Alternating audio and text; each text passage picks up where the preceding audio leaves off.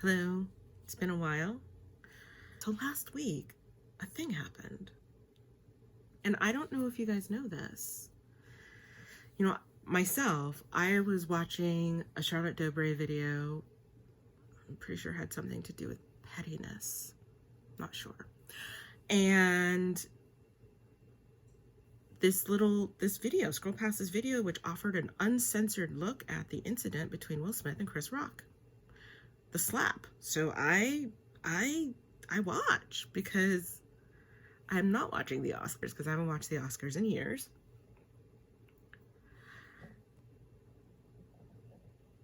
And it was a shocking moment, wasn't it? Now, for the white people who are watching, I have to say to you, one of the reasons why this feels so big, apart from the fact of where it happened and who was involved, and the reason why it feels like nobody can leave the topic alone, is because this was family business. This was family, community business. Yes, it happened on a stage that made it possible for the world to see. But the reason why we're talking about it in such a silly way is because many of the people who are talking about it do not have the range to have the conversation on the levels on which it needs to be had. And so they keep asking people over and over again, do you think Will Smith should have hit Chris Rock? And to that, I say, I'm not going to talk about that because that's a silly question. It is a childish question. If you want to know whether or not Will Smith should have hit Chris Rock, ask a 5-year-old. I do want to talk about the rest of it. I want to talk about a lot of it. And I do have some advice for white people in talking, dealing, feeling, thinking about issues that affect other groups that seem really, where the answers seem really obvious, but the conversation feels complicated for some reason. So because most reporters are white and most celebrities are white, they're going around and asking a bunch of other celebrities, should he have hit Chris Rock? Because they don't know how to have the other conversation.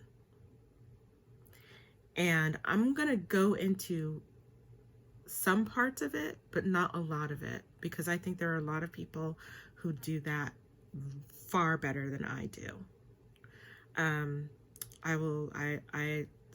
can't think of anybody right at the top of my head who has a video out right this second, but I will put some names in the description. So I'm going to talk first about how I felt. It was really uncomfortable. I thought it was a bit. I didn't really like my mind and my nervous system were not on the same page about it not being a bit until the second time Will Smith rather, said, keep my wife's name out of your effing mouth. That's when everybody was in line, when all of the pieces of me were in alignment, that this was a thing that had really happened in a real way. It was scary, frankly. It was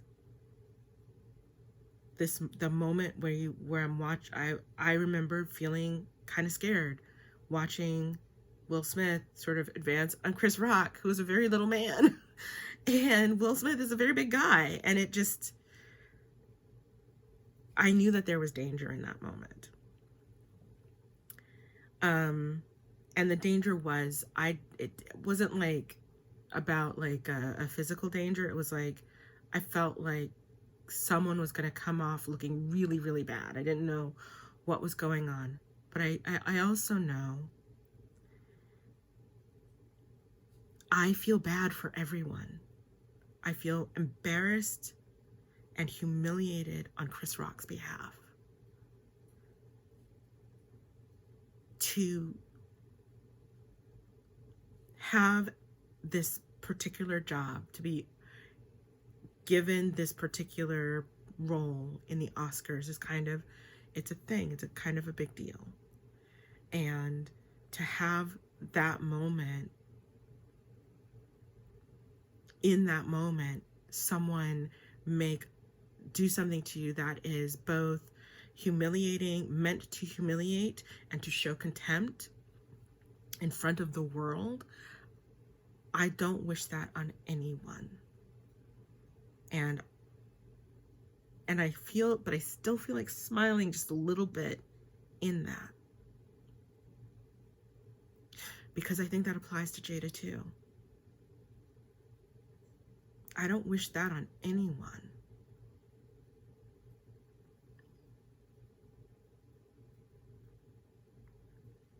Ask a child.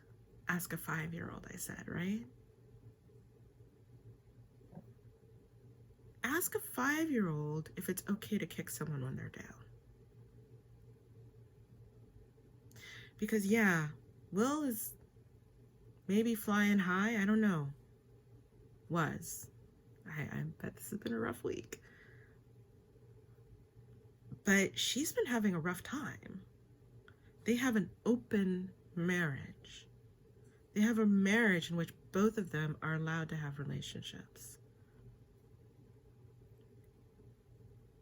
And both of them have had relationships. And the only one whose relationship we are talking about is hers. Now, I have issues with it. Do not get me wrong. I think that she made some mistakes. But the only person whose relationships we were talking about are hers. And somehow she has become like next door to the Antichrist. And in fact, to some people, I think she actually is the Antichrist, the way they talk about her.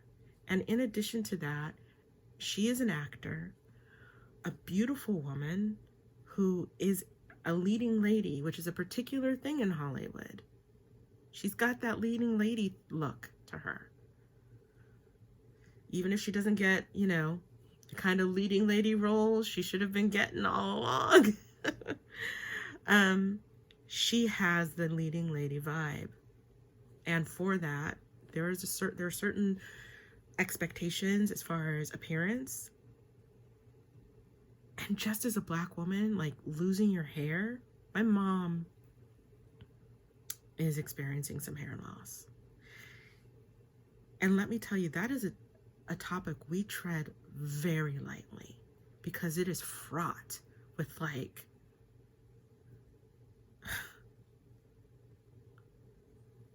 just layers of BS, layers and centuries of. It would be nice if some of this stuff wasn't so old.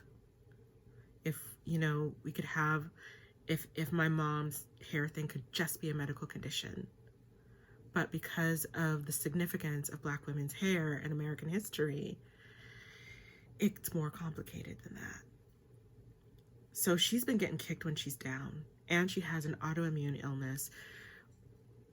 And I don't know how hers works, but mine significantly affected by stress. Like one of the first things the doc says is eliminate stress if at all possible. Eliminate all possible stress. And so she's there at the award show because her husband is getting an award most likely, and she showed up bald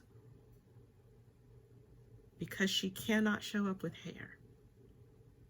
And she has made the choice to be representative of other women who are also experiencing this problem. Alopecia it's an issue in the Black community.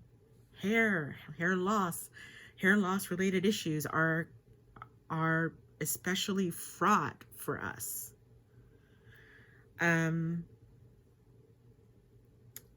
So that is what I want to talk about. And I felt bad for Will Smith because I felt like in his DNA, I can smell a protector a mile off. And I think there is that in his DNA. I think that he's got that thing. The part that is hard is I don't believe that he knew what he was going to do, that he was going to do that. I think that the thing with Chris Rock, I don't understand why he was there at this show to begin with. I don't understand how he wasn't instructed that Will and Jada were off limits to him specifically, given the tap dance that he did on Jada last time he hosted the awards. And this time he is giving out a fairly insignificant award. There's no reason for him to be like going after her. But he did anyway. And on that night where it was supposed to be like just all triumph, here's this man standing there coming for your wife on the Oscar stage again. And his instinct when he saw her face, when he realized what Chris was saying, was to take offense and to hop on the stage and smack Chris Rock. And even once it was done, because he felt that Chris Rock had really done a wrong thing, you could see his face, like the realization of what he'd done on his big night. But he still didn't back down from it. And he had to know, like in that moment, all the things that are going to be coming for him, he had to know. He might have hoped that, his long career as Mr. Nice Guy and the black man that white people are comfortable with would hold him in good stead, but I don't know. I think one of the things that we know about the black people that white people hold in good stead is that when one of them messes up, the white people turn on you pretty damn hard and strong and fast. So I don't know. I don't know whether he recognized how bad this would get. But it was an awful moment. It was an awful loss of control. I feel badly for everyone in it. I wish it hadn't happened in some ways. But I want the conversation. I want the conversation about Black women and how is it and what is okay to say to us and about us. Because what we saw was not a breakdown in decorum, but a blind spot. Decorum and civil conversation, that is supposed to be about like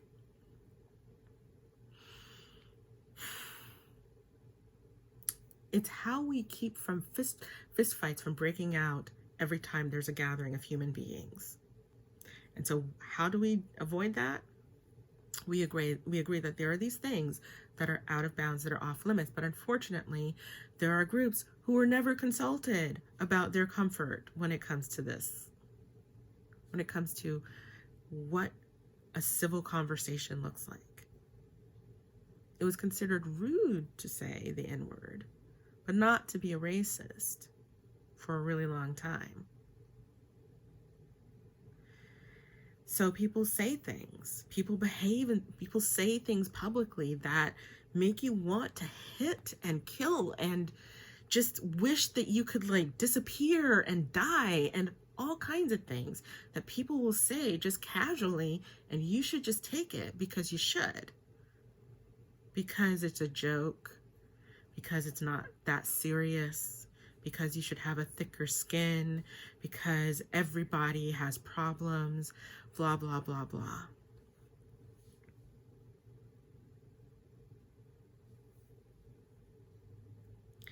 For me, this started well before the slap. It started well before Sunday night. It started, in fact, Monday with the hearings for soon-to-be Supreme Court Justice Ketanji Brown Jackson. I knew, I didn't watch because I knew that the questioning would be offensive. I knew that she was highly qualified. Have I looked into her qualifications? I have not. You can if you like. But I know she's highly qualified because this is the way it is. This is the way it works for Black women in this country. You're highly qualified. You're more qualified than any of your peers will, the body that you're trying to join. You're more qualified than the people questioning you. And there is no acknowledgement of either of those facts in the way that people speak to you. And this is just factual. And it is SOP for America. So no, I didn't need to watch the hearings to know that they would get ugly. And lo and behold, surprise, surprise, Republicans attempting to make fundraising hay out of being crappy human beings, asking nasty and disrespectful questions.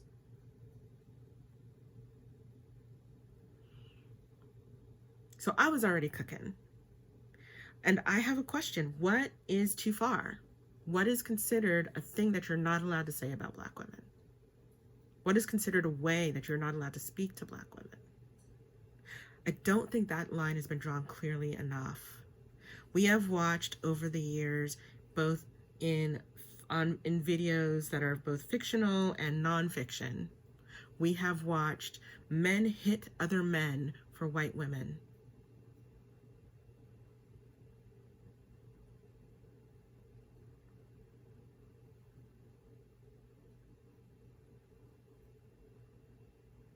I'm trying to think of another time when I've seen someone hit someone over a Black woman.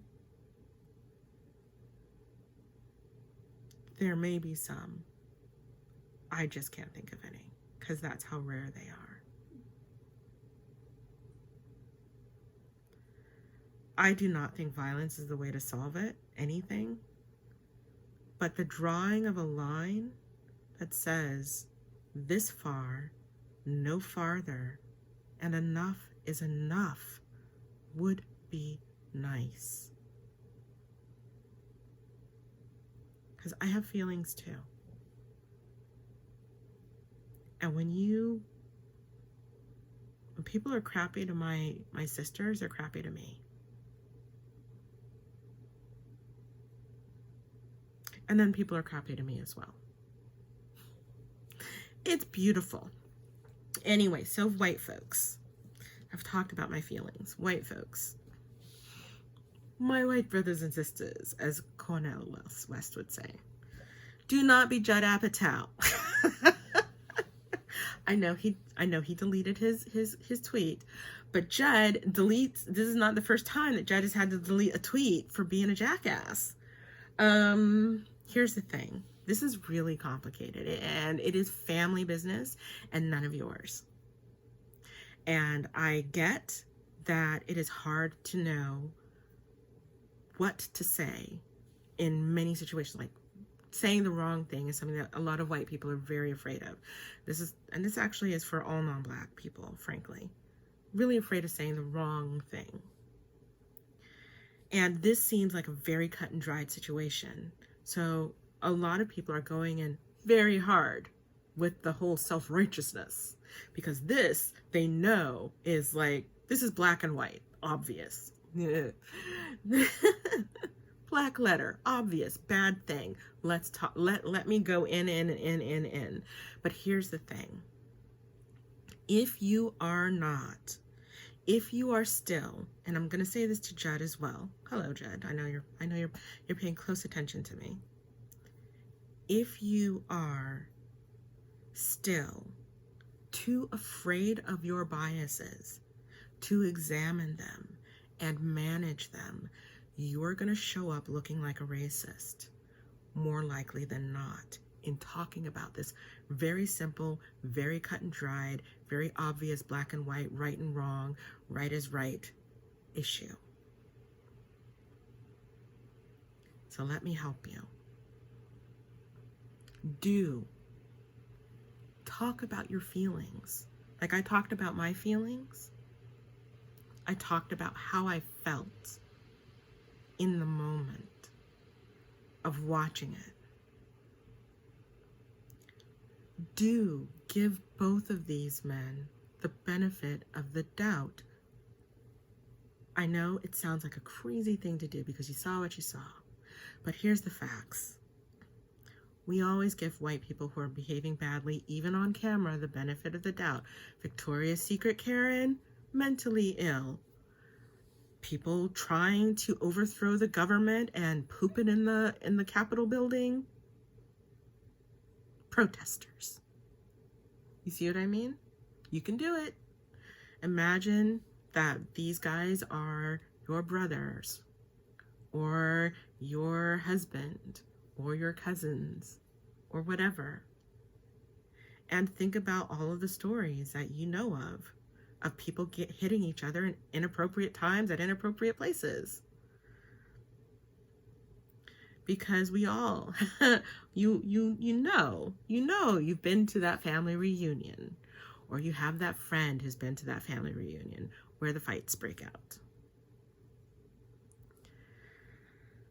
Let's not pretend that people in this country do not use violence as a means of solving problems. It is almost our primary tool. So stop pretending. All right, so yeah, I got a little hot there, so I'm gonna breathe. Because it frustrates me. And, it's one of the reasons why I don't hold with I can't believe we did that in front of white people thing.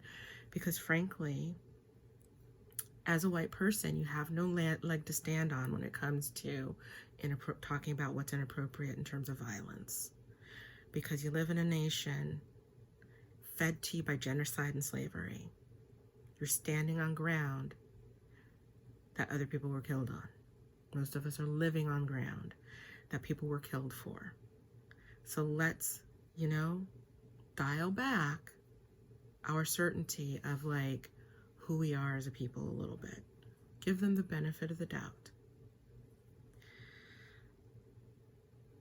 Approach this with some humility, which says that while you can't see necessarily all the interconnecting, layered, complicated, deeply complicated and nuanced issues in this incident, that does not mean they are not there. So having the humility to recognize that there are things happening that you don't understand and talking about the subject as if it is something that you are not a subject matter expert in will be really, really good for you. It'll be good for you because one of the things it'll also do is that if there is someone near you who is talking about some of the complexities, if you're not coming off all hardcore, right is right, violence isn't the answer and blah, blah, blah, blah, which hello. Yeah, obviously. Well, although for some people it is, just saying. Because, it's the answer for the United States of America because it now exists. Just saying. We are very flexible on the idea of when violence is and isn't the answer, but violence isn't the answer. But if you're coming off too hardcore, it's possible that the person who has the nuanced information may not approach you with it because they might think that, you're not willing to listen. So having some humility is a good thing. And if you're not interested, that's fine too. But be honest with yourself about that. Be honest that, I don't really care about the whys and the wherefores, and just stop with the humility and the recognition that you don't understand all the things and move on with your life. And do have some curiosity. Have some curiosity about why this feels so weird. Because it really shouldn't be more complicated than Will Smith hit somebody. But why isn't it then? Why is it why is this feeling so complicated? And then, find some Black friends who will maybe explain it to you. So those are, and when I say don't judge, I mean don't judge not just the behavior or the people, but also the emotion. Don't try to imagine that you really know what they were feeling, because one of the things that we are so super good at as in the Black community, you almost never know what we're feeling, because our masks are often airtight when we're in public. So what you see, what emotion you see, is not necessarily the emotion you think you see. And it doesn't necessarily mean what you thought it meant. And so when you do see moments that are unguarded, because you are not accustomed to seeing us fully natural, unmasked, you don't really know what's going on. So judging his rage, Will Smith's rage level, is not something that you are equipped to do. So don't judge. Just talk about your feelings. Do talk about your feelings. Do give the benefit of the doubt. Do have some humility. Do approach the subject with curiosity. And this could move you to a completely different space in your life that you never imagined that you could be in, where you feel more comfortable talking about issues that affect other groups than your own. So I'm gonna end it here. Please do like, please do comment. I am interested in your thoughts.